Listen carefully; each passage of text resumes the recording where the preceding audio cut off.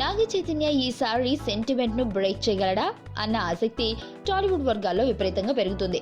సర్వసాధారణంగా ఒకసారి విడుదల అనుకున్న సినిమా అనుకున్న సమయానికి విడుదల కాకపోతే ఆ సినిమాపై ఆసక్తి టాలీవుడ్ వర్గాల్లో అదే విధంగా ప్రేక్షకుల్లోనూ బాగా తగ్గిపోతుంది.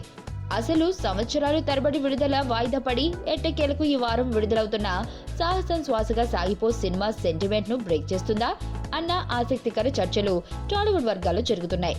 అసలు ఈ సినిమా విడుదలవుతుందో లేదో తెలియకుండా అయోమయం నెలకొన్న పరిస్థితులలో ప్రేమం ఘన విజయం తర్వాత ఈ సినిమాను ధైర్యం చేసి విడుదల చేస్తున్నారు.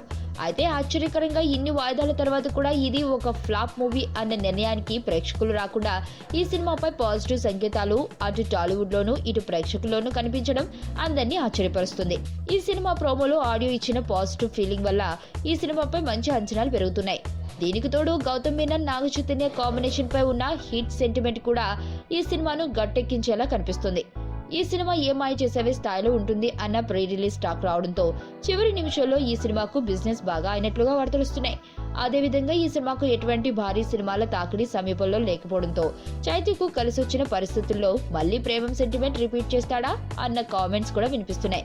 అనుకోకుండా ఈ వారం చిన్న సినిమాల పోటీ మధ్య విడుదలవుతున్న ఈ సినిమా కనీసపు విజయాన్ని సాధించిన చైతన్య టాప్ యంగ్ హీరోల రేసులోకి వెళ్లే ఆస్కారం ఉంది అని అంటున్నారు. మరణం దేహానికే గాని ఆత్మకు కాదని భగవద్గీత చెప్తుంది.